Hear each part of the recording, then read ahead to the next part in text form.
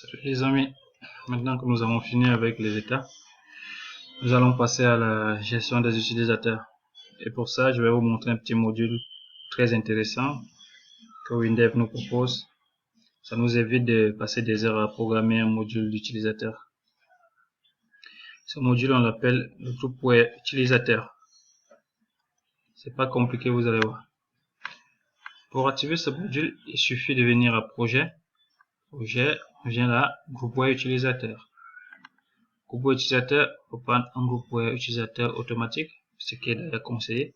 Tout comme on peut choisir un groupe web utilisateur personnalisé, c'est-à-dire que si vous voulez modifier tout ce que vous voulez, peut-être le design, le code, tout ça, vous pouvez le groupe web utilisateur personnalisé. Mais ça, c'est pas l'objet de notre petite formation. Nous allons rester sur le groupe web utilisateur automatique. Ok, un compte administrateur sera créé lors de la première exécution. Le nom est de superviseur. Vous pourrez choisir son mot de passe au moment de l'exécution.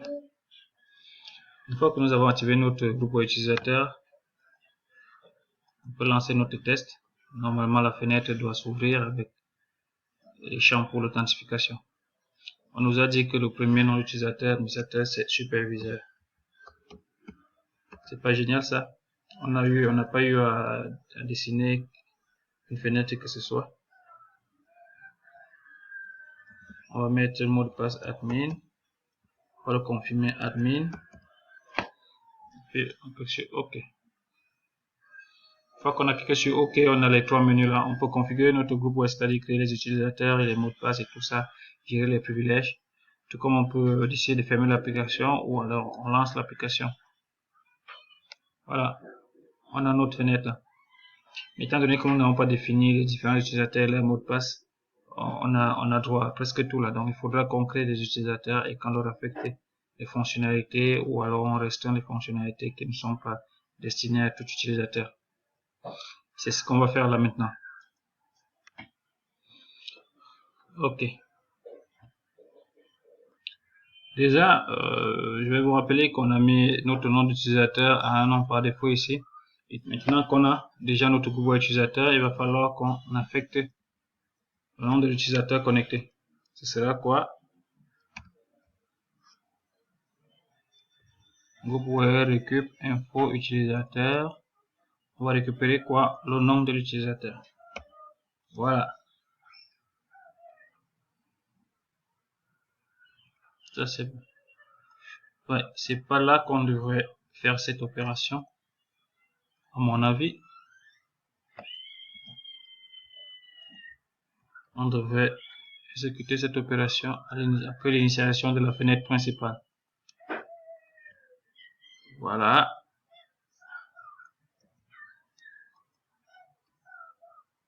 Ok. Là, c'est bon.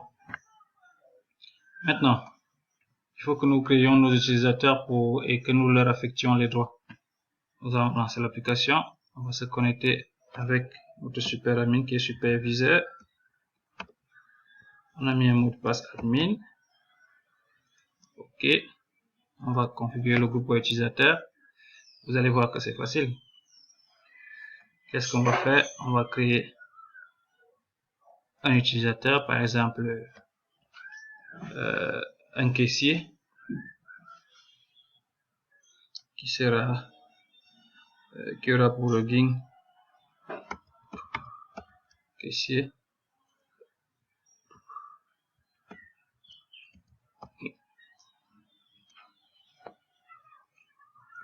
C'est un. Regardez le numéro de téléphone. Hein. Mot de passe à créer au premier lancement. Bon, ça c'est ce qu'on laisse généralement pour des applications un peu plus sophistiquées. C'est-à-dire que l'utilisateur lui-même il crée son mot de passe. Ou alors on peut lui donner un mot de passe. Moi je vais donner un mot de passe.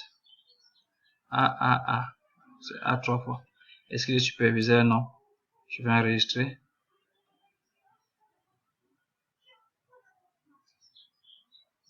Je vais l'enregistrer. Ok. Maintenant que je l'ai, je vais venir sur les droits d'utilisateur.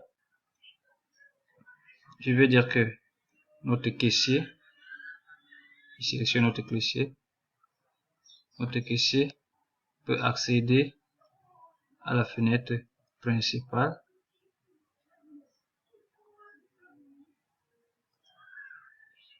Et dans la fenêtre principale, qu'est-ce qu'il peut faire? On va dire par exemple qu'il n'a pas tout simplement pouvoir, hein. On va tout simplement dire qu'il n'a pas, il n'écrit pas les comptes par exemple. Bouton de création des comptes, c'est inactif pour lui.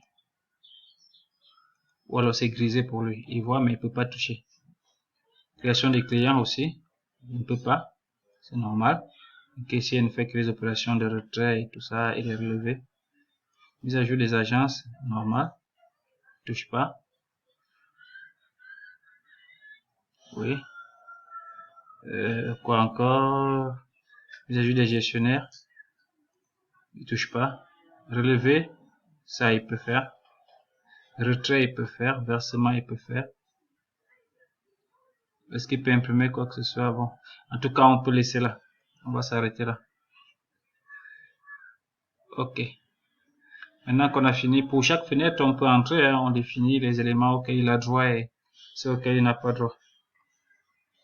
Maintenant que moi j'ai fini, moi je vais quitter là, je vais juste prendre, je vais fermer l'application. Si je relance, vous allez voir, si on met caissier,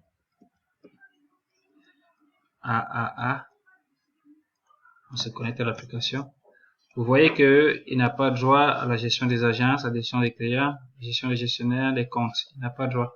Les seules opérations auxquelles, les seules fonctionnalités auxquelles il a droit, c'est le retrait, le versement, le relevé de compte. Vous voyez?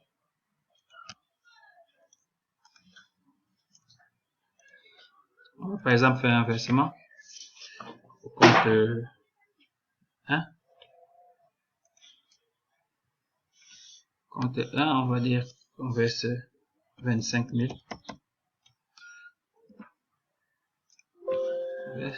C'est bon. C'est tout. Maintenant, si on veut faire le relevé du compte 1,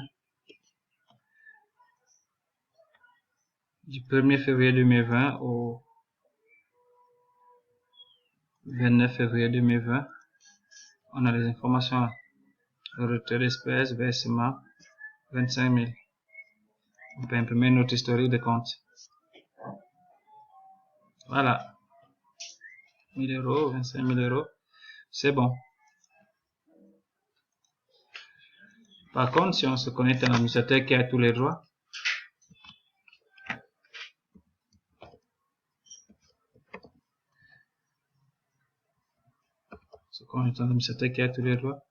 vous voyez, si on lance l'application, il a tout là. Tout. Il a tout. Bon, venir sur les comptes. On prend le compte 1. Compte 1. On ouvre ces opérations. C'est là. Vous voyez qui a effectué l'opération, c'est le caissier 1. Pardon? Qui a effectué l'opération, c'est le caissier 1. Vous voyez que c'est un nom d'utilisateur qu'on a récupéré à partir de la connexion. Ok.